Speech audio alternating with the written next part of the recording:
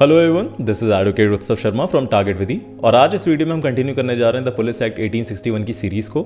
Last video में हमने continue करा था सेक्शन 19 तक, ठीक है, और इस वीडियो में हम स्टार्ट करेंगे विद सेक्शन 20।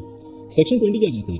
सेक्शन 20 कहता है authority to be exercised by the police officers. The police officers enrolled under this act shall not exercise any authority except the authority provided for a police officer under this act and any act which shall hereafter be passed for regulating criminal procedure। ठीक है, ये कहता है कोई भी police officer है, ठीक है, अगर वो एनरोल्ड है किसमें, पुलिस एक्ट के अधीन है, ठीक है, तो वो एक्सरसाइज नहीं करेगा कोई other authority except the police authority जो पुलिस एक्ट के अंदर है। सेकेंडली, जो एक्ट पास हुआ है फॉर रेगुलेटिंग क्रिमिनल प्रोसीजर, तो अभी तक क्या था आपका सीआरपीसी था और अब क्या है, बीएनएसएस है, यानी कि वो पुलिस एक्ट फॉलो करेगा और बीएनएसएस फॉलो करेगा। फिर आते हैं हम 21 पे। 21 क्या कहता है? विलेज पुलिस ऑफिसर्स की बात करता है। ये कहता है nothing in this act shall affect any hereditary or other village police officers unless such officer shall be enrolled as the police officer under this act. When so enrolled, such officer shall be bound by the provisions of the last preceding section.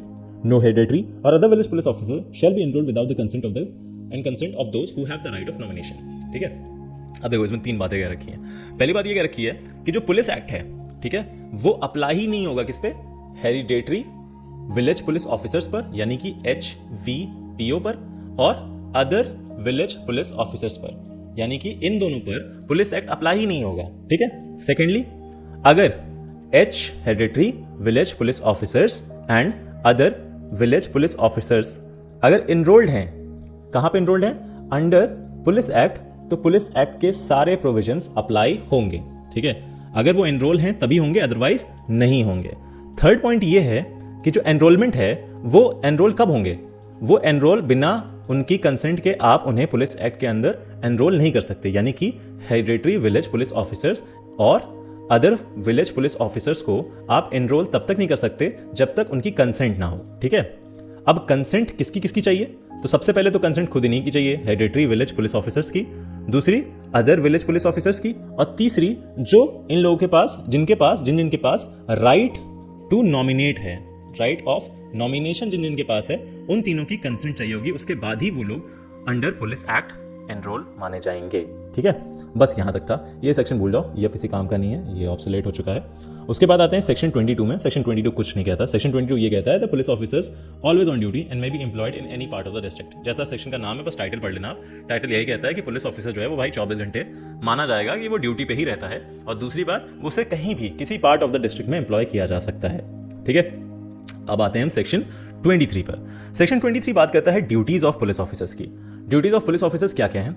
Duty of police officers हैं जैसे कि to obey and execute all orders and warrant lawfully issued to him. ठीक है, पहला point तो यही हो गया।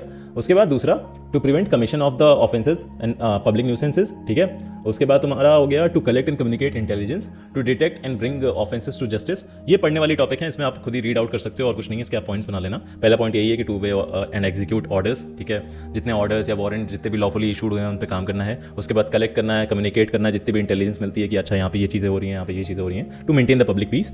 उसके बाद प्रिवेंट करना है commission of the nuisance, public nuisance हो रहा है या कोई ऑफेंस हो रहा है। उसके बाद to detect and bring offences to justice, अगर कहीं पे कुछ ऑफेंस होता है तो उसको संभालना, उसे जस्टिस तक पहुंचाना, ये सब सारा काम जो है ये एक पुलिस ऑफिसर का काम है। ठीक है, उसके बाद एक अरेस्ट का प्रोविजन भी दे रखा है कि it shall be lawful for every police officer for any of the purposes mentioned in this section without a warrant to enter and inspect. बिना ही वारंट के वो एंटर कर सकता है और इंस्पेक्ट कर सकता है कौन कौन सी जगहों को, ड्रिंकिंग शॉप्स, ठीक है, जहां पे दारू मदिरा ये सब चलता है, गेमिंग हाउसेस और other places of resort of loose और डिसऑर्डरली कैरेक्टर्स, जिनका कैरेक्टर सही नहीं है, उस जगहों पर वो जाकर इंस्पेक्ट भी कर सकता है और घुस भी सकता है विदाउट एनी वारंट। ठीक है, बस इतनी चीजें, थोड़ी सी ड्यूटीज दे रखी हैं और ये बता रखा है कि भाई उसकी पावर जो है वो एंटर इंस्पेक्ट की भी पावर है, और वो लॉफुल होगा कि वो एंटर कर सकता है, इंस्पेक्ट कर सकता है without any warrant any drinking shop, gaming house, other places of resort of loose और डिसऑर्डरली कैरेक्टर्स। ठीक है, 24 आते हैं। 24 कहता है पुलिस ऑफिसर्स में ले इन्फॉर्मेशन, तो it shall be lawful for any police officer to lay any information before a magistrate and to apply for a summon, warrant, search warrant or such other legal processes as may be by law be issued against any person committing an offence। ठीक है, इसमें दो बातें रखी हैं। दो बातें ये है, पहली है कि जो पुलिस ऑफिसर होगा वो ले करेगा क्या, इन्फॉर्मेशन। ठीक है, पुलिस ऑफिसर ले इन्फॉर्मेशन बिफोर अ मजिस्ट्रेट। ठीक है, पहली चीज ये है कि वो इन्फॉर्मेशन मजिस्ट्रेट तक पहुंचाएगा। दूसरा पॉइंट ये है कि वो अप्लाई करेगा for someone, warrant, search warrant और सच अदर लीगल प्रोसेसेस जो भी रिक्वायर्ड होंगे किसी इंसान को कोई भी ऑफेंस कमिट करने से रोकने के लिए। बस इतनी सी बात कही और कुछ नहीं कहा है, ठीक है। 25 आ जाते हैं। 25 कहता है कि police officer to take charge of unclaimed properties. अब देखो ये जो सेक्शंस हैं यहाँ तक तो बहुत ईजी था, यहाँ तक कुछ नहीं था। यहाँ पे आपकी ड्यूटीज थी पुलिस ऑफिसर की, थोड़ी सी पावर दे दी थी। उसके बाद पुलिस ऑफिसर को क्या करना चाहिए वो दे दिया था, आपका विलेज पुलिस ऑफिसर के बारे में बात करिए। अब यहाँ से थोड़ा इंपॉर्टेंट सेक्शन शुरू होता है। 25, 26 एंड 27 हम इसे साथ में पढ़ते हैं क्योंकि ये बात करता है अनक्लेम्ड प्रॉपर्टी की। अनक्लेम्ड प्रॉपर्टी की बात करता है ये, ठीक है। अब अनक्लेम प्रॉपर्टी क्या होती है? जिसका कोई ओनर अभी तक डिसाइडेड नहीं है, मतलब ओनर जो है गायब हो चुका है या बहुत दिन से दिखा नहीं है, प्रॉपर्टी ऐसे वेस्ट पड़ी हुई है, खंडर बन रखी है, इन सब जगहों पे जिसका कोई क्लेमेंट नहीं है, ठीक है, वो अनक्लेम प्रॉपर्टी कहलाती है। Police officer to take charge of unclaimed property and be subject to magistrate's order as to disposal. ठीक है, कमेंट्स में इसको देखो शॉर्ट में लिखा हुआ है। बेसिकली सेक्शन में क्या कहता है कि पुलिस ऑफिसर, कोई भी पुलिस ऑफिसर हो सकता है किसी भी डिस्ट्रिक्ट का, ठीक है, he has the power to take charge of all unclaimed property. अगर ये डिस्ट्रिक्ट है, ठीक है, यहाँ पे एक अनक्लेम प्रॉपर्टी रखी है, तो कोई भी पुलिस ऑफिसर जो होगा उस डिस्ट्रिक्ट का वो चार्ज ले सकता है उस अनक्लेम प्रॉपर्टी का, ठीक है। उसके बाद फर्निश कर सकता है, उसकी फर्निश करेगा उसकी inventory of the property and to the magistrate of the district, ठीक है। उसमें इन्वेंटरी में क्या क्या चीज़ें हैं, जो एसेट्स हैं, क्या क्या कंसिस्ट करता है, उन सबकी एक इन्वेंटरी बनाएगा एंड उसे देगा किसको? डीएम को। और डीएम बाद में अगर ऑर्डर करते हैं कि भैया इसको डिस्पोज ऑफ कर दो, तो वो भी डिस्पोज ऑफ कौन करेगा? वो पुलिस ऑफिसर करेगा। बस ये इतनी सी बात इसमें कही हुई है। फिर सेक्शन 26 कहता है मजिस्ट्रेट में डिटेन इशू प्रोक्लेमेशन, सॉरी, तो इशू कैसे करेगा प्रोक्लेमेशन? देखो यहाँ से जो प्रॉपर्टी आई, जो अनक्लेम प्रॉपर्टी आई, ठीक है, मजिस्ट्रेट उसको डिटेन कर सकता है, उसके बाद एक प्रोक्लेमेशन इशू कर देगा ना, प्रिस्क्राइब फॉर्म, है ना, कि भाई साहब जिसकी ये प्रॉपर्टी है वो अपीयर हो जाए और क्लेम कर ले अपनी इस प्रॉपर्टी को, ताकि ये इसे हम अनक्लेम ना माने, है ना। और वो प्रोक्लेमेशन की डेट कितनी होगी? प्रोक्लेमेशन की डेट होगी 6 मंथ्स, 6 महीने के अंदर जो क्लेमेंट होगा उसे आना पड़ेगा, अपीयर होना पड़ेगा और क्लेम करना पड़ेगा अपनी प्रॉपर्टी को, ठीक है। अगर वो 6 महीने के अंदर नहीं आता है तो magistrate can what? Sell off that property, ठीक है। जो सेकंड पैराग्राफ है, सेकंड पॉइंट है, उसमें ये लिखा है द प्रोविजन ऑफ सेक्शन 525। देखो ये अभी वैलिड नहीं है, अभी हो गया तुम्हारा 459, ठीक है। 459 के अंदर क्या कर सकते हो आप प्रॉपर्टी को बेच सकते हो, ठीक है। 459 ऑफ सीआरपीसी क्या कहता है? 459 ऑफ सीआरपीसी कहता है to sell power to sell perishable property, ठीक है। इसकी कंडीशन क्या होती है? जो प्रॉपर्टी है वो पेरिशेबल होने वाली है, गिरने वाली है, टूटने वाली है, बिखरने वाली है, या तो दूसरी कंडीशन ये होती है कि अब उसकी प्रॉपर्टी जो है वो 500 रुपए से कम की हो, तो the magistrate, the DM can sell off the property. Alright, अब सेक्शन 27 क्या कहता है? सेक्शन 27 कहता है confiscation of the property if no claimant appears. अगर 6 महीने के अंदर कोई भी क्लेमेंट नहीं आता है, ठीक है, कोई भी क्लेमेंट नहीं आता है, कोई क्लेम करने वाली कोई भी इंसान नहीं आता है, तो प्रॉपर्टी जो है वो सेल ऑफ कर दी जाएगी। सेल ऑफ कर दी जाएगी किसकी परमिशन से? Disposal of the state government. Sell off करने की जो डिस्पोजल करने की पावर है वो किसकी है? स्टेट गवर्नमेंट की। स्टेट गवर्नमेंट क्या है? आदेश दे देगा डीएम को, डीएम कहेगा भैया लो बेच दो उसको, ठीक है, और जितना भी पैसा वैसा आएगा वो चला जाएगा आपका स्टेट गवर्नमेंट के पास, ठीक है। 28 एंड 29 हमने ऑलरेडी कंप्लीट कर रखा है, किससे? सेक्शन 7, 28 एंड 29 हमने साथ में पढ़ा था। अब आ जाते हैं हम सेक्शन 30 पे। सेक्शन 30 कहता है regulation of public assemblies and procession and licensing of the same, ठीक है। The district superintendent and assistant district superintendent of police may as occasion required direct the conduct of all assemblies and procession on the public road or in the public streets or thoroughfares and prescribe the routes by which the times at which the procession may pass. He may also, on being satisfied that it is intended by any person or class of person convene or collect an assembly in such road, streets, thoroughfare or to form a procession or which would, in the judgment of the magistrate of the district of the subdivision of the district, if uncontrolled, be likely to cause breach of peace, ठीक है, required by general or special notice to that person convening the collecting such assembly or directing or promoting such provision shall apply for a license, ठीक है। आप देखो इसमें समझो क्या होता है। पहली चीज़ आपको दो चीज़ें याद रखनी है कि जो डीएसपी है और आपका असिस्टेंट एसपी है या जॉइंट एसपी भी हो सकता है, ठीक है, क्योंकि हमारा यूपी के केस में जॉइंट एसपी भी आएगा, पढ़े हुए नहीं, उसके बाद में जॉइंट एसपी और एडिशनल एसपी सॉरी आ गया था।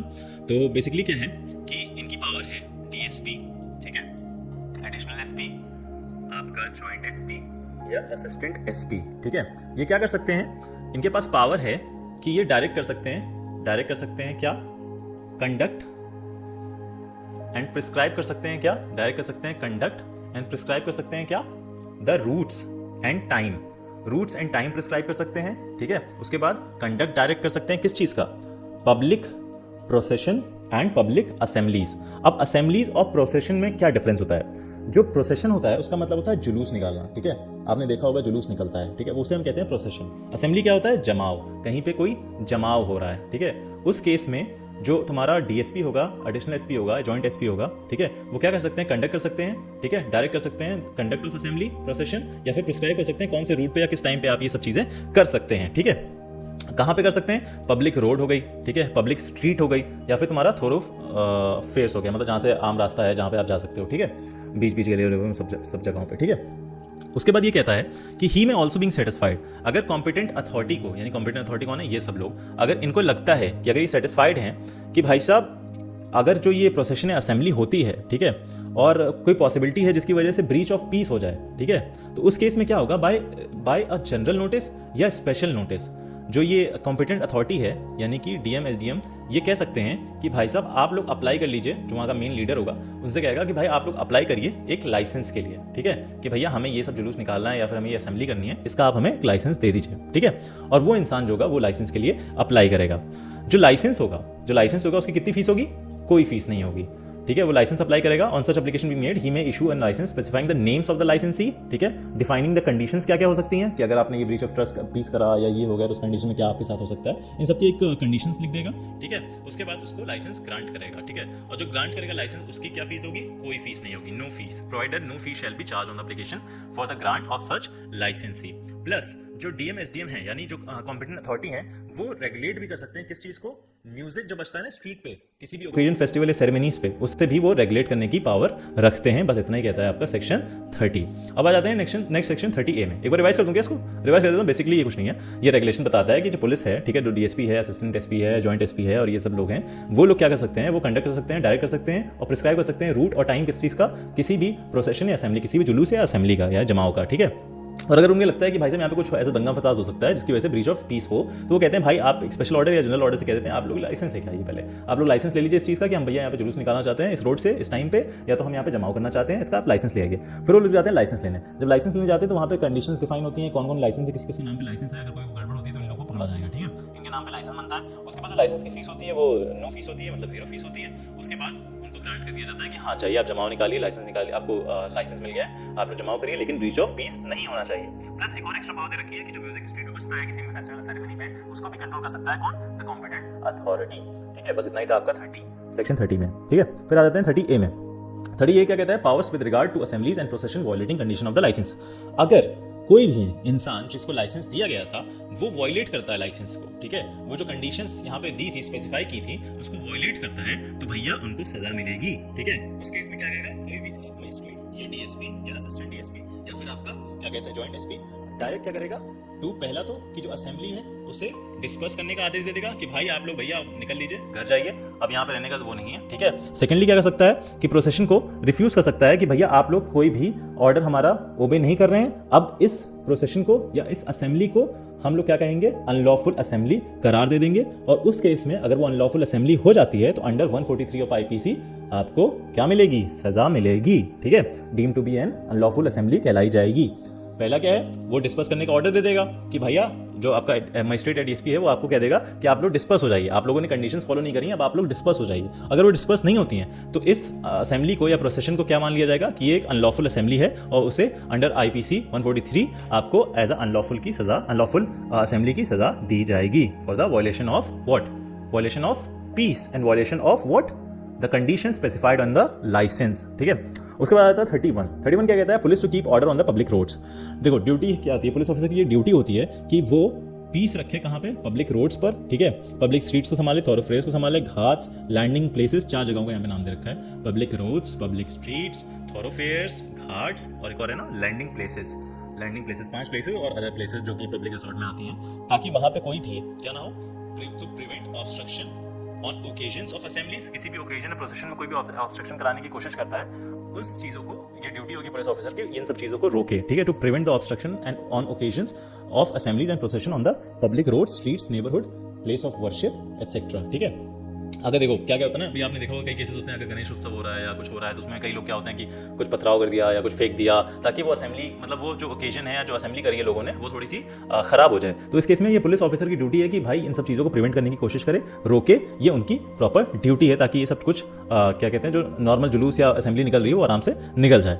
उसके बाद आते हैं सेक्शन 32 जो कहता है penalty for disobeying the orders issued under the last 3 sections. Last 3 sections कौन कौन से, सेक्शन 30, 30A एंड 31। अगर इन तीनों सेक्शन में यानी कि 30 रेगुलेटिंग ऑफ पब्लिक असेंबलीज, इसमें उसके बाद powers to regard assembly provision, violation, इसमें वॉयलेशन कंडीशन ऑफ लाइसेंस, या अगर पब्लिक रोड पे ऑब्स्ट्रक्शन फैला रहा है, उस सब केसेस में क्या पेनल्टी होगी अगर कोई भी इंसान डिसोबे करता है orders issued under the last 3 sections 30, 30A and 31 में अगर कोई भी इंसान डिसोबे करता है ऑर्डर्स को तो उसको सजा होगी नॉट एक्सीडिंग 200 रुपीज़, ठीक है, नॉट एक्सीडिंग 200 रुपीज़, लेकिन on conviction before the magistrate, on conviction before the magistrate, ठीक है। कितनी सज़ा होगी? 200 रुपये की सज़ा होगी on conviction before the magistrate, ठीक है, अगर कोई भी इंसान डिसोबे करता है orders on section 30, 30A and 31 में, ठीक है। कितने का फाइन मिलेगा? 200 रुपये का फाइन मिलेगा। ऑलराइट, फिर नेक्स्ट आते हैं हम 32A एंड 32B। अब देखो 32A एंड 32B इसमें नहीं दिया हुआ है, तो मैं इसे अपनी बुक से बताता हूँ, ठीक है। So this is section 32A, जो कहता है power to prohibit mass drill or mass training etcetera. The magistrate of the district may, whenever he consider it necessary, so to do for preservation of public peace or public safety, or by the maintenance of public order, public notice, or by order directed to individual in any place prohibit in any area within his jurisdiction, the carrying of arms or the holding of taking part in a mass drill or mass training with arms, where it arouses reasonable apprehension that the participant in such drill or training are likely to cause fear or alarm or feeling insecurity among the public peace and section। देखो इसको समझते हैं पहले। देखो एक कोई area है ना, ये एक एरिया है, यहाँ पे ये लोकल जुरिसडिक्शन ऑफ डीएम है, ठीक है। यहाँ पे रीजनेबल एप्रीहेंशन है कि कुछ कारणोंवश लोगों के अंदर fear and sense of insecurity आ सकती है। वो कौन कौन से काम है? 3 काम है। पहला आपका हो सकता है mass drill with arms, mass drill with arms, ठीक है। उसके बाद दूसरा क्या हो सकता है? मास ट्रेनिंग, मास ट्रेनिंग मतलब कई संख्या में ट्रेनिंग हो रही है विद आर्म्स, ठीक है। उसके बाद कैरिंग ऑफ आर्म्स, ठीक है, कैरिंग ऑफ आर्म्स मतलब लोग जो है आर्म्स लेके घूम रहे हैं, कैरिंग ऑफ आर्म्स। तो अगर इन 3 कारणोंवश लोगों के अंदर ये फियर आ रहा है या सेंस ऑफ इनसिक्योरिटीज आ रही है कि भाई हम सेफ नहीं हैं, तो जो डीएम होगा वो बाय स्पेशल नोटिस या एक ऑर्डर से कह सकता है कि भाई ये सारी चीजें प्रोहिबिट हैं, यानी कि ये इलीगल हैं। कब तक वैलिडिटी होगी इसकी? 3 महीने के लिए, ठीक है। मास ड्रिल नहीं कर सकते आप विद आर्म्स, मास ट्रेनिंग नहीं कर सकते विद आर्म्स, एंड आप आर्म्स लेके नहीं घूम सकते एक एरिया में जो कि कंट्रोल्ड बाय डीएम है, ठीक है। इसके पीछे की कंडीशंस क्या है, ठीक है, इसके पीछे के कंडीशंस क्या है कि भाई ये क्यों करता है डीएम, ठीक है। तो इसके पीछे कंडीशंस ये हैं कि इसकी वजह से क्या हो रहा है, to preserve what? Public peace, ठीक है, and for the preservation of public safety. Public peace and public safety को मेंटेन करने के लिए जो डीएम होगा, जिसके जुरिसडिक्शन में मास ड्रिल विद आर्म्स हो रहा होगा या मास ट्रेनिंग विद आर्म्स हो रहा होगा, या फिर लोग जो हैं वो आर्म्स लेके घूम रहे होंगे, उसकी वजह से जो वहाँ के लोग हैं उनके अंदर फियर या सेंस ऑफ इनसिक्योरिटीज आती हैं, तो डीएम जो है बाय स्पेशल ऑर्डर या फिर स्पेशल या फिर जनरल ऑर्डर से इन सारी चीज़ों को प्रोहिबिट कर सकता है। और इन सब की वैलिडिटी कितनी होगी? वो होगी आपकी 3 महीने की, ठीक है। अब जो लाइफ ऑफ प्रोहिबिशन है कितना है? 3 मंथ है। और जो स्टेट गवर्नमेंट है ये इसे एक्सटेंड कर सकता है 6 महीने तक, मतलब 6 महीने तक इन सब चीज़ों को मना कर सकता है स्टेट गवर्नमेंट। और ये कैसे कर सकता है? बाय सुओ मोटो भी, या फिर by an application received by the जो वहाँ का पब्लिक है या जो वहाँ के पर्सन है या जो वहाँ के लोग हैं उसके एप्लीकेशन से भी कर सकता है, ठीक है। और जो 6 पॉइंट है, जो इसमें कहता है 6 पॉइंट है इसमें इस पीडीएफ में, कि जो प्लीडर होगा उसे मौका मिलेगा, जो एप्लीकेंट होगा जिसने दिया है एप्लीकेशन की इन सब चीज़ों को मना कर दीजिए, इन सब चीज़ों को हटा दीजिए, उसकी एप्लीकेशन उसको अपॉर्चुनिटी दी जाएगी उसको सुनने की कि हाँ बताओ क्या प्रॉब्लम हो रही है। और अगर लगता है कि डीएम को कि हाँ इसकी वजह से सच में वहाँ के लोगों को दिक्कत या फेयर हो रहा है, तो वो 3 महीने के लिए सबको बंद करा सकता है, ठीक है। इसे हम कहते हैं स्पीकिंग ऑर्डर भी कहते हैं। जो आपका 32A का सबसेक्शन 5 है वो स्पीकिंग ऑर्डर के बारे में कहता है, किसके? द एप्लीकेंट के, जो लिख के आता है कि मुझे ये सब पसंद नहीं आ रहा भैया, हमारे यहाँ बहुत डर का माहौल है कि लोग जो हैं गन और ये सब लेके घूम रहे हैं। और जो ये आपके वेपन्स होंगे, जो आर्म्स होंगे, उसकी डेफिनेशन में लाठी भी आता है, डंडा भी आता है, स्टिक भी आता है और बेलचा को भी इंक्लूड किया जाएगा, ठीक है। अब सेक्शन 32B, सेक्शन 32B क्या कहता है? Penalty for the contravention of the prohibition under 32A। अगर 32A में जो प्रोहिबिशन लगाए गए हैं और अगर उसे नहीं मानता है कोई इंसान और कॉन्ट्रावीन करता है, तो उसे कितनी की पेनल्टी होगी? उसे 6 महीने की जेल भी हो सकती है, दूसरी उसे 2000 रुपये तक का फाइन लग सकता है, या तो दोनों, ठीक है। बस इतना ही कहा है। उसके बाद सेक्शन 33 कहता है आपका saving of the control of the magistrate of the district. तो ये कहता है कि जो 4 लास्ट प्रीसीडिंग सेक्शंस हैं, यानी कि कौन कौन से? 31, 32, 32AB, ठीक है। इन सब सेक्शंस पे जो जनरल पावर होगा, जो जनरल कंट्रोल होगा मजिस्ट्रेट का, वो हमेशा ही रहेगा, भले और किसी को भी पावर दी हुई हो, लेकिन जो जनरल कंट्रोल होगा डीएम का वो उसके पास ही रहेगा। ऑलराइट, चलिए बैक टू सेक्शन 34। सेक्शन 34 से स्टार्ट करते हैं। Punishment for certain offences on roads etcetera, power of police officers, ठीक है। Any person who on any road or in any open place or street or thoroughfare within the limits of any town to which this section shall be specially extended by the state limits of any town to which this section shall be specially extended by the state government commits any of the following offences to the obstruction, inconvenience, annoyance, risk, danger or damage of the resident or passengers shall on conviction before a magistrate be liable of a fine not exceeding 50 rupees or imprisonment with or without hard labour not exceeding 8 days. It shall be lawful for any police officer to take into custody without a warrant or any person within his views commit of such offences, namely ये 8 आपको punishments दे रखी हैं, offences दे रखे हैं। ये 8 offences आपको दे रखे हैं। अगर इनमें से कोई भी कुछ करता है तो उसे पनिशमेंट मिलेगी कितनी, 50 रुपीज़ की और नॉट एक्सीडिंग 8 डेज। ठीक है, अब इसको समझो। मैंने थोड़ा सा अलग लैंग्वेज में लिखा है। वो ये कहता है, सिंपल सी लैंग्वेज ये कहता है कि समझो इसको, मैं डायग्राम के थ्रू समझाता हूँ। कोई भी पर्सन है, ठीक है, पर्सन P, ये किसी भी रोड, स्ट्रीट, ओपन प्लेस या फिर थॉरोफेयर में क्या करता है, जो रेजिडेंट्स हैं, ठीक है, या तो पैसेंजर्स हैं या तो विजिटर्स हैं, उनको ऑब्स्ट्रक्ट करता है। ठीक है, ऑब्स्ट्रक्ट करता है, या तो इनकन्वीनियंस फैलाता है, ठीक है, या तो उनको रिस्क है या फिर डेंजर है या डैमेज पहुंचाता है या कोई भी काइंड ऑफ एनॉय करता है उनको। ठीक है, तो ऑन कन्विक्शन बिफोर मजिस्ट्रेट, ये मजिस्ट्रेट है, इसको क्या पनिशमेंट मिलेगी, not exceeding 50 rupees and 8 days का हार्ड लेबर मिल सकता है, सिंपल लेबर या हार्ड लेबर मिल सकता है। ठीक है, अब समझो, जो ये P है, ठीक है, ये रोड, स्ट्रीट या ओपन प्लेस में किसी रेसिडेंट, पैसेंजर या विजिटर को ऑब्स्ट्रक्ट करता है, इनकन्वीनियंस फैलाता है, या तो आप उसको क्या कहते हैं, रिस्क उनकी लाइफ को देता है, डेंजर पहुंचाता है, या डैमेज करता है उनकी प्रॉपर्टी को, या उन्हें एनॉय करता है। क्या करके, ये 8 चीज़ें करके, स्लॉटरिंग ऑफ कैटल, ठीक है, cruelty to animals, obstructing passengers, exposing goods for sale, throwing dirt into the street, being found drunk and riotous, indecent exposure of the person, या फिर neglect to protect dangerous places। अगर इनमें से कोई भी offence ये इंसान करता है, कहाँ पे, रोड, स्ट्रीट, ओपन प्लेस या थोरोफेयर में, जिसकी वजह से जो रेजिडेंट्स हैं, पैसेंजर्स हैं या जो विजिटर्स हैं, उनको ऑब्स्ट्रक्शन हो रहा है, इनकन्वीनियंस हो रहा है, या फिर उनकी लाइफ को रिस्क है, डेंजर है, या डैमेज पहुंचा किसी प्रॉपर्टी या अनॉय हो रहे हैं वो, तो ऑन कन्विक्शन बिफोर मजिस्ट्रेट उसको 50 रुपये तक की सजा मिलेगी, नॉट एक्सीडिंग 50 रुपीज़, और 8 डेज तक का इंप्रिजनमेंट हो सकता है, जो कि सिंपल लेबर के साथ भी हो सकता है या हार्ड लेबर के साथ भी हो सकता है। That is it in section 34। मतलब जितना बड़ा सेक्शन है उतना ईजी सेक्शन है। ठीक है, इसके बाद एक और सेक्शन है जो कि है 34A। सेक्शन 34A क्या कहता है? सेक्शन 34A कहता है compounding of offences under section 32 and 34। An offence punishable under section 32 and 34 subject to any general or special order of the state government in this behalf be compounded by district superintendent of police either before or after the institution of the prosecution. यानी कि before the institution of the prosecution the offender shall not be liable for the prosecution for such offences and shall if in custody be set at liberty after the institution of the prosecution the composition shall be amount acute. देखो इसको समझते हैं। तो यहाँ पे जो compounding of offence लिखा है ना, जो कंपाउंडिंग ऑफ ऑफेंस लिखा है, कंपाउंडिंग ऑफ ऑफेंस का मतलब होगा यहाँ पे अपराधों का सुलह कराना। ठीक है, अपराधों का सुलह कराना। ठीक है, यहाँ पे कंपाउंडिंग का मतलब नहीं कि एक साथ 2 सेक्शन को लगा देना। ठीक है, इसका मतलब होता है समन। ठीक है, अब समन क्या होता है? अब समन वो सीआरपीसी वाला समन नहीं कि भैया कोर्ट जो है आपको समन भेज रही है, वो होता है आपका समन। ठीक है, ये है आपका समन। अब इसका मतलब क्या होता है? इसका मतलब होता है कि सुलह कराना। ऑलराइट, अब देखो यहाँ पे 2 स्टेज दे रखी हैं। एक होता है आपका before the commencement of the prosecution and after the commencement of the prosecution.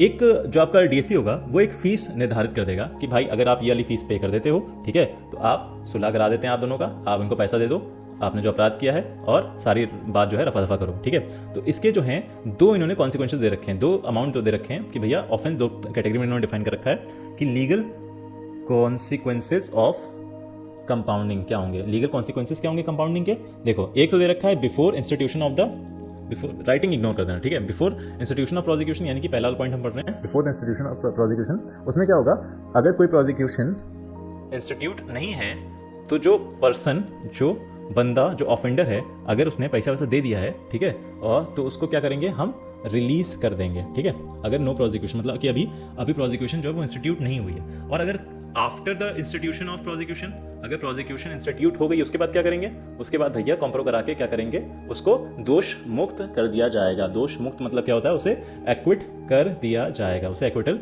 दे दिया जाएगा। सिंपल बात यही कही है। ठीक है, समझ में आ गया? नहीं समझ में आया? फिर समझाता हूँ। कंपाउंडिंग का मतलब होता है कि भैया अपराधों का सुलह करा देना। कौन सेक्शन में? 32 एंड 34 में जितनी भी अपराध करें उसका आपने बाहरी सुलह करा दिया। ठीक है, और उसके बाद क्या हुआ, जो समन होता है, समन का मतलब बेसिकली ये होता है कि सुलह करा दिया। 2 स्टेज पे होता है, एक होता है before the institution of the prosecution और दूसरा होता है after the institution of the prosecution. अगर प्रोसिक्यूट नहीं हुआ इंसान, ठीक है, उसने पैसा दिया, कस्टडी में है भी, ठीक है, कस्टडी में अगर वो जा चुका है, ठीक है, पुलिस कस्टडी में पहुंच चुका है, तो पैसे से देके बॉन्ड साइन नहीं कराते हैं, बॉन्ड साइन करिए आप निकल जाइए, हो गया उसको, तो उसको आप छोड़ देते हैं। ठीक है, दूसरा क्या होता है कि अगर कॉम्प्रोमाइज हो गया कि हाँ भाई मुझे केस नहीं करना है, ठीक है, आप जाइए, हो गया काम, सॉरी फॉर द माइक, काम हो गया, आप जाइए, then he will be acquittal. ठीक है, that's it for section 34A। उसके बाद आ जाते हैं 35 पे। 35 क्या कहता है? Any charge against the police officer with the rank of constable under this act shall B inquired into the end determined only by the police officer exercising the power of a magistrate. ठीक है, अगर कोई भी police officer है उसके ऊपर कोई भी चार्ज लगाए, ठीक है, कोई भी चार्ज लगाए, कोई भी police officer above the rank of constable, constable की रैंक से ऊपर अगर वो पुलिस ऑफिसर है, उसके ऊपर अगर कोई चार्ज लगा है, तो उसका इंक्वायरी और उसकी डिटर्मिनेशन ऑफ चार्ज कौन करेगा?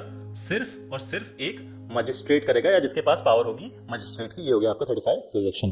36 आते हैं। 36 कहता है power to prosecute under the law not affected. ठीक है, इसमें कहा गया है कि nothing contained in this act shall be constituted to prevent any person from being prosecuted under any other regulation or act for any offence made punishable by this act or being liable under the other regulation or act or any other or higher penalty of punishment than is provided for such offence by this act provide that no person shall be punished twice for the same offence. ठीक है, बहुत simple सी बात है ये, बस इतना घुमा के आया है कि थोड़ा कंफ्यूज कर देता है इंसान। देखो 36 क्या कहता है कि कोई भी पर्सन है, ठीक है, कोई भी पर्सन है, उसने कोई ऐसा एक्ट किया है जो कि पनिशेबल है, कहां पे पनिशेबल है? Under police act. ठीक है, और वही एक्ट पनिशेबल है अंडर एनी अदर एक्ट। ठीक है, फॉर एग्जांपल अगर वो आईपीसी में भी पनिशेबल है, ठीक है, तो उस केस में क्या होगा कि जो पर्सन है वो कहां पे प्रोसिक्यूट हो सकता है? दोनों जगह हो सकता है, मतलब पुलिस एक्ट के अंदर भी हो सकता है और दूसरे एक्ट या रेगुलेशन के अंडर भी वो प्रोसिक्यूट हो सकता है। लेकिन कंडीशन ये है कि वो बंदा दो जगह प्रोसिक्यूट नहीं होगा फॉर द सेम ऑफेंस, मतलब उसे दो जगह ट्राई नहीं किया जाएगा कि आपसे पुलिस एक्ट के अंडर भी ट्राई किया जा रहा है और अदर कोई जो आपका रेगुलेशन या एक्ट है उसके अंडर भी ट्राई किया जा रहा है। आप एक ही जगह उसे पनिशमेंट देंगे, ये कहता है आपका आपका सेक्शन 36 ऑफ पुलिस एक्ट। ठीक है, फिर आता है 37 क्या कहता है? Recovery of penalties and fine imposed bye the magistrate. जो रिकवरी होगी पेनल्टीज एंड फाइन्स की जो इम्पोज किया गया है अंडर पुलिस एक्ट, वो होगी ऑन कन्विक्शन बिफोर मजिस्ट्रेट। कहां पे होगी? सेक्शन 64 से 70 के बीच में एंड सीआरपीसी के सेक्शन, ये थोड़ा गलत हो चुका है क्योंकि 1882 का दिखा रखा है, जो सीआरपीसी के सेक्शन है वो वापस से मार्क कर लेना, 421 से लेके 424 तक में जितने भी सीआरपीसी के प्रोविजन है वो काम आएंगे for the recovery and penalties impose on under police act. ठीक है, उसके बाद अगर कोई पर्सन है जिसे सेंटेंस किया गया है, अगर कोई पर्सन है, ठीक है, जिसे सेंटेंस किया गया fine under section 34 of this act. ठीक है, 34 क्या कहता है आपका? 34 है आपका ये पनिशमेंट फॉर सर्टेन ऑफेंसेस जिसमें 50 रुपए की आपको सजा मिल रही थी। ठीक है, अगर उसके अंडर इस एक्ट में उसके अंडर आपको सजा दी गई है तो इन डिफॉल्ट ऑफ फाइन, ठीक है, अगर वो फाइन देने में डिफॉल्ट कर जा रहा है, मतलब उस टाइम अगर 50 रुपए भी देना इस लाइक वो बताता था, तो अगर वो 50 रुपए भी देने में डिफॉल्ट कर जा रहा है तो उसको क्या होगी? उसको 65 ऑफ आईपीसी के अंडर सजा नहीं मिलेगी। ठीक है, 65 ऑफ आईपीसी के द्वारा सजा नहीं मिलेगी। उसे क्या होगा? 8 दिन का कारावास होगा, यानी कि इम्प्रिजनमेंट होगा नॉट एक्सीडिंग 8 डेज, जिसमें उसे सिंपल या हार्ड लेबर भी कराया जा सकता है। समझे? नहीं समझे? दोबारा समझाता हूं। देखो, रिकवरी ऑफ पेनल्टीज जो होंगी वो इंपोज कौन करेगा? मजिस्ट्रेट करेगा। ठीक है, ऑन कन्विक्शन बिफोर मजिस्ट्रेट तुम्हारी पेनल्टीज और फाइन को रिकवर करा जाएगा। किसके थ्रू करा जाएगा? आईपीसी के सेक्शन 64 से 70 के बीच में और सीआरपीसी के सेक्शन 421 से 424 तक का अप्लाई होगा। ठीक है, for recovery of penalties and fine. ठीक है, अब ये कहता है कि अगर कोई भी इंसान जिसे फाइन के लिए सेंटेंस करा गया है under section 34 of this act, ठीक है, पुलिस एक्ट अंडर सेक्शन 34 के अधीन आपको सजा दी गई है कि इतना आपको फाइन देना है, और वो फाइन देने में भी वो डिफॉल्ट कर जाता है, तो उस कारणवश आपका सेक्शन 65 ऑफ आईपीसी नहीं लगेगा। उसकी जगह क्या होगा? आपको 8 दिन की इंप्रिजनमेंट मिल जाएगी, 8 दिन की, जो कि नॉट एक्सीडिंग 8 डेज की इंप्रिजनमेंट मिल जाएगी, जिसमें आप सिंपल या हार्ड लेबर भी करा सकते हो उस इंसान से। उसके 38 से 41 तक सब कुछ रिपील हो चुका है, तो हमें पढ़ने की कोई जरूरत नहीं है।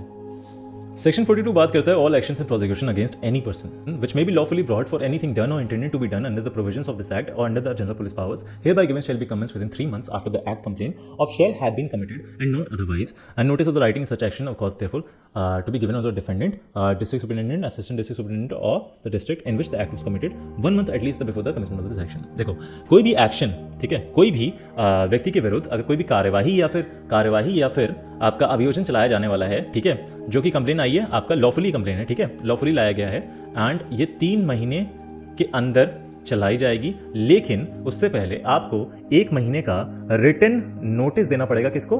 टू द डिफेंडेंट, कि आपके ऊपर एक्शंस एंड प्रोसिक्यूशन लिए जाने वाले हैं।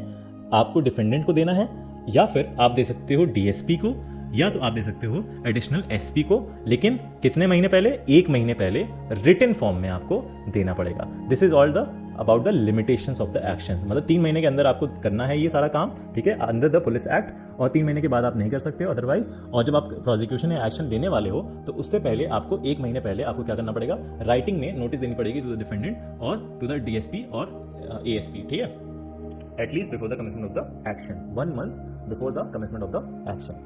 फिर आता है 43 बात करता है plea that act was done under the warrant when any action of prosecution shall be brought or any proceeding held against the police officer for any act done by him in such capacity, it shall be lawful for him to plead that such act was done by him under the authority of a warrant issued by a magistrate। देखो, कोई भी police officer है, ठीक है, वो कोई भी act करता है, कोई भी एक्ट डन बाय हिम, ठीक है, एज अ ऑफिसर, और उसके एक्ट पे एक्शन लिया जाता है या फिर प्रोसिक्यूशन लाई जाती है अगेंस्ट हिम, ठीक है, उसे फंसाया जाता है कि भाई आपने जो करा है वो गलत करा है, ठीक है। In that case it is lawful for him, मतलब वो उसके लिए लॉफुल होगा कि वो प्ली कर सकता है, क्या कर सकता है, it will be lawful for him to plead कि भाई जो भी उसने एक्ट करा है वो किया है किसकी अथॉरिटी पे, under the warrant issued by the magistrate. और इसको वो कैसे प्रूफ करेगा, by the production of the warrant directing the act signed by the magistrate. Sign किया हुआ वारंट वो लाएगा, वो दिखाएगा एंड ये प्रूफ कर सकता है कि मैंने जितना भी काम करा है वो under direction of the authority of the magistrate करा है, ठीक है। एक बात और, जो ये डिफेंडेंट होगा जब ये ला देगा, जब ये प्ली दिखा देगा, अपना ये प्रोडक्शन कर देगा वारंट और साइन किया हुआ मजिस्ट्रेट का, तो उसे डिक्री दी जाएगी। डिक्री क्या होगी, उसके फेवर में होगी। He will be entitled to have the decree in his favour. Alright, फिर आ जाते हैं हम सेक्शन 44। सेक्शन 44 कहता है पुलिस डायरी के बारे में, यानी कि देखो ये जनरल डायरी की बात कर रहा है। दो टाइप की डायरीज होती हैं, आपने पढ़ी होगी, एक होती है जनरल डायरी और एक होती है केस डायरी। केस डायरी किसके पास होती है, इंस्पेक्टिंग ऑफिसर के पास होती है। जनरल डायरी क्या होती है, जो कि पुलिस ऑफिसर पुलिस स्टेशन में रखता है, यानी कि every officer in charge of a police station to keep general diary in such form as shall from time to time prescribed by the state government। State government के द्वारा दी गई general diary police station में रखी जाती है, जैसा भी state government time to time में प्रिस्क्राइब करती है, ठीक है। उसमें क्या क्या होता है, उसमें बेसिकली चीज़ें होती हैं जैसे कि कंप्लेन हो गई, चार्जेस हो गए, उसके बाद name the person arrested, name of the complainants, offences क्या क्या हुए, वेपन्स क्या क्या हैं, प्रॉपर्टी कहाँ पे क्या क्या चीज़ें, मतलब जो नॉर्मल चीज़ें होती हैं वो सारी की सारी उसमें डाली जाती हैं। कितने विटनेसेस आए, कितने लोगों को एग्जामिन किया गया, ये सब कुछ आपको जनरल डायरी में दिया जाता है। और एक जो खास इंपॉर्टेंट बात है वो ये है कि जो मजिस्ट्रेट है वो कभी भी उस डायरी को बुला सकता है, मंगा सकता है और उसे इंस्पेक्ट कर सकता है, सच डायरी, ठीक है। ये आपको सेक्शन 44 कहता है। अब देखो, अब थोड़ी एक्स्ट्रा नॉलेज देता हूं। जो जनरल डायरी होती है वो आपका पुलिस फॉर्म नंबर 217 में दी गई है और जो केस डायरी है वो आपका पुलिस फॉर्म नंबर 342 में दी हुई है, ठीक है। अब इसको ज़्यादा डिफाइन करने का कोई मतलब नहीं है अभी, ठीक है, वो आप जब CRPC पढ़ोगे तो उसमें आपको मिल जाएगा। ऑलरेडी BNSS में आपको बहुत अच्छे से एक्सप्लेन किया, जब हम BNSS की क्लास करेंगे तो उसमें हम बहुत अच्छे से इसको डीपली पढ़ेंगे। नेक्स्ट आते हैं 45 पे, स्टेट गवर्नमेंट में prescribe the form of return. आप देखो रिटर्न क्या है, समझना। ये जो सेक्शन है थोड़ा सा टेढ़ा सा है, पर समझो। The state government direct the submission of such returns by the inspector general और other police officer as such state government shall seem proper and may prescribe form in which such return shall made. State government कह सकती है किसी भी police inspector general से या other police officer से, किसी भी स्टेट गवर्नमेंट के, कि भाई आप जो है हमको रिटर्न्स दीजिए। मतलब स्टेट गवर्नमेंट के पास पावर है टू डायरेक्ट क्या, DG कम IG, DG कम IG या other police officers to send him returns in a prescribed form, ठीक है। अब रिटर्न्स क्या होंगे इसके बारे में इसमें कुछ नहीं कहा है, पर मैं आपको समझाता हूँ कि रिटर्न किस बारे में, रिटर्न्स की बात हो रही है। जो रिटर्न्स होंगे वो क्या हो सकते हैं, उसके एग्जांपल हैं कि भाई कितने आपके स्टेट में कितने वुमेन रिलेटेड ऑफेंसेस हो रहे हैं, कितने केसेस आए, चाइल्ड रिलेटेड केसेस क्या हैं, कितने एनकाउंटर्स किए हैं इस पुलिस स्टेशन में, कितने एनकाउंटर हुए हैं, एक्सेट्रा के रिटर्न्स जो हैं वो स्टेट गवर्नमेंट जो है वो मांग सकता है इन अ प्रिस्क्राइब्ड फॉर्म, ठीक है। अब हम आ गए हैं सेकंड लास्ट सेक्शन की तरफ, जो कि है scope of the act. Scope of the act act shall not by its own operation take effect in any presidency state of place, ठीक है। पहला पॉइंट क्या कहता है कि जो पुलिस एक्ट है वो अपने आप, पुलिस एक्ट जो है वो अपने आप किसी भी स्टेट, प्रेसिडेंसी या प्लेस में बाय इट्स ओन एक्शन लागू या इफेक्ट नहीं हो सकता है, unless and until but the state government by an order publish in the official gazette में एक्सटेंड द होल और any part of the act, presidency, state और प्लेस, ठीक है।